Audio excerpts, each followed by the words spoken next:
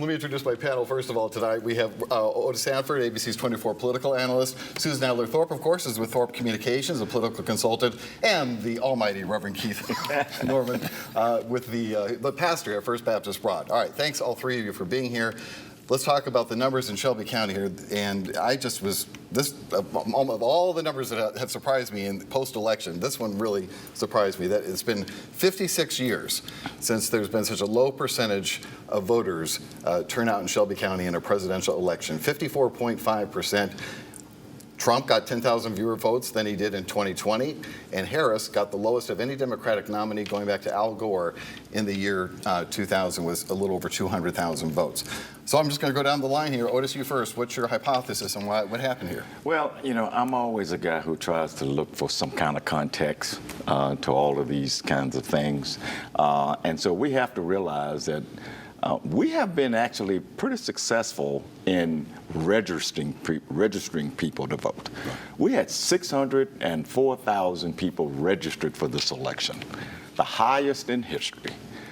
But we have a terrible problem in getting them to come out. And that's why the turnout was at 50-some%. And it is kind of embarrassing. If you can't get 60 to 63% of that 604,000 to come out, you have failed here. And I do think, and we were talking a little bit about this off air, that a lot of people thought that their vote didn't matter. Mm-hmm.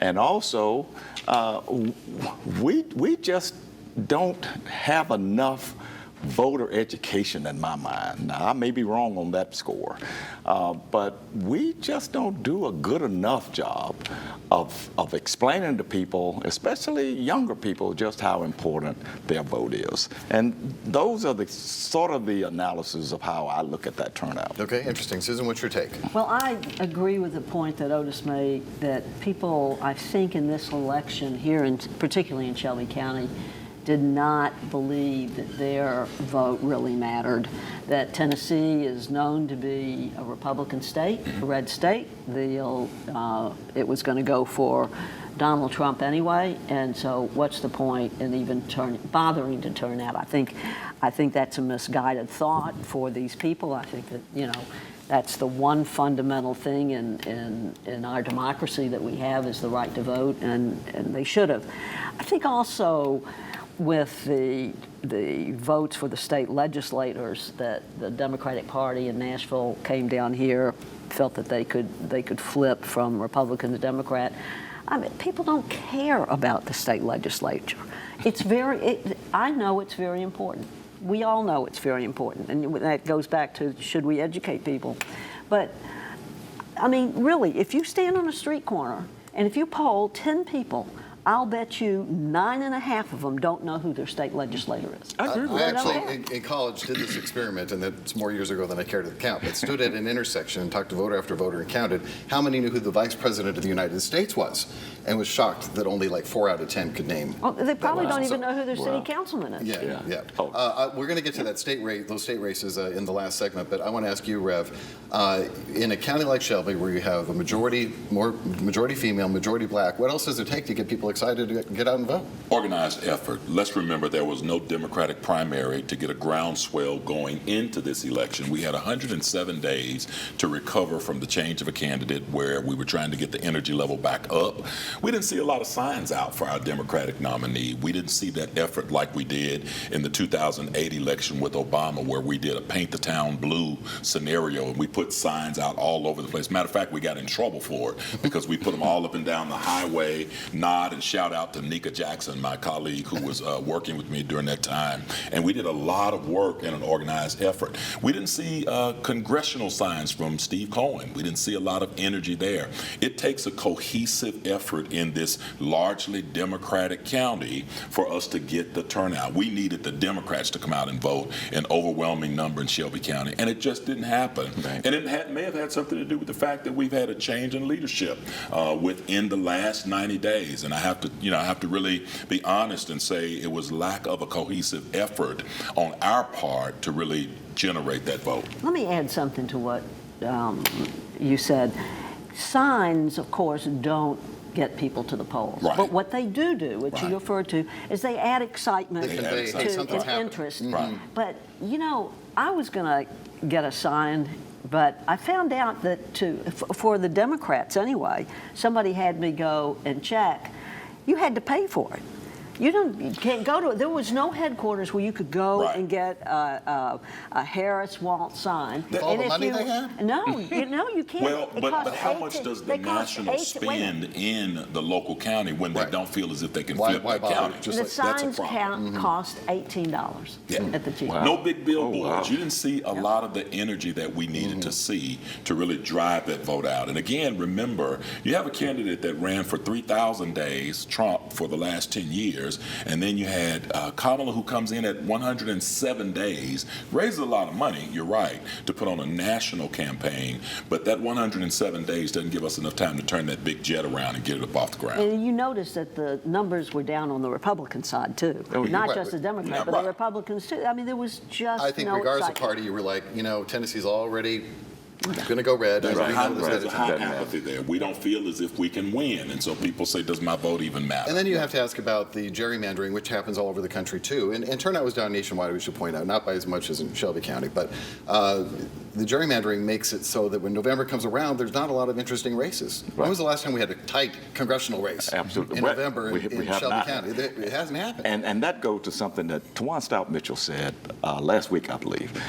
We don't have a Harold Forward here anymore to help generate that excitement from a elected political Literally leader. pull people out of the house sometimes. Exactly. And get you talk to the about polls. signs. Right. I mean, he was a master at putting signs. I mean, when he got Julian Bolton elected, it was all about the signs everywhere. Okay. And so we don't have that anymore from the party itself. We didn't sustain the energy when the transition was made. If we had captured that energy Right. when Biden stepped away and Harris became the nominee, Right. and if we had really taken off from that moment, more than just raising money on the internet, we needed to do some local get out the vote work, Exactly. and it just did not take that Yeah. energy. Okay, all right, but good points all.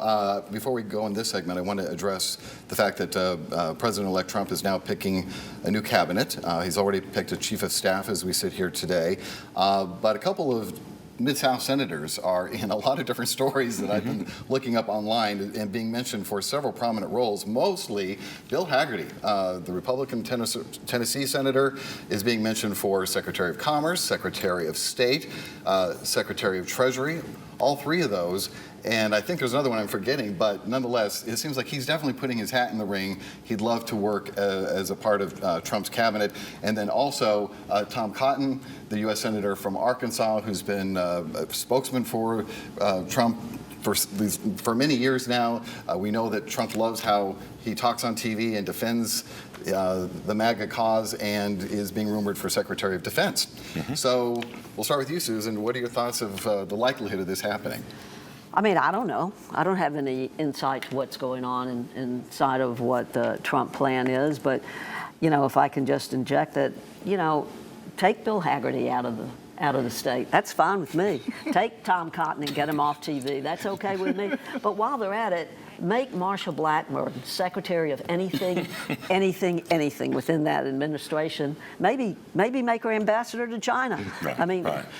Should be breaking plates over there. that's exactly right. Well, you know, but on a serious measure, I don't know what they're planning on doing, but if any of those are chosen, that's fine. We can elect somebody else. Well, Hagerty's up in 26. Right. I would not be at all surprised to see him, just again because of the many times that his name has been mentioned Who, out Hagerty? there for Well- a variety of positions. We could have a Senate race on our hands very soon. Well, as the old joke goes, take Bill Hagerty. Please.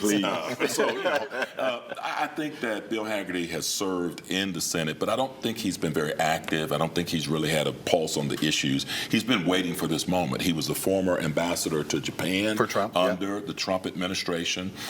He does have an inclination towards the Secretary of Treasury or Commerce role, which I think would be good for him if that's where he wants to be. I don't see him as a Secretary of State. I do see him in those other two roles. As far as Cotton is concerned, though, I think otherwise. I think he has political ambitions for the future, probably for the presidency. I don't think he will attach himself to this administration in a Secretary of Defense role. He's going to sit back. He's going to support him from afar. But then when this time comes, he's going to seek the federal, national I think Donald Trump needs cotton available for the Sunday morning talk shows more than he needs them inside of his cabinet. So 4 years and he'll be moving in another direction. we're all political geeks here, so let's have a little fun with this. Yeah. If Haggerty were to be chosen and get the nod for a cabinet position, which Republicans in Tennessee do you see raising their hands and saying, I want to be senator now? I think you might hear from the governor, Bill Lee. I think you will hear from Cameron Sexton, the Secretary of State. I mean, the House Speaker. I would not be surprised if you heard from David Kustoff. Right. But the problem with David Kustoff is Tennessee has not elected a senator from Shelby County since Kenneth McKellar. And he went out of office in 1953, the year I was I was born. going to say, I don't remember that name at all. Right. Oh, yeah. Well, I do. I think there's McKellar I do somewhere. because of What research. if we threw out the names Haslam and Boyd? They'll never get elected in this climate. I just don't see it. Too moderate? Too moderate. Too moderate. Absolutely too Yeah. moderate. And again, Kustoff, the handicap for him is he's from Shelby County. And again, they don't elect Shelby County politicians to the Senate.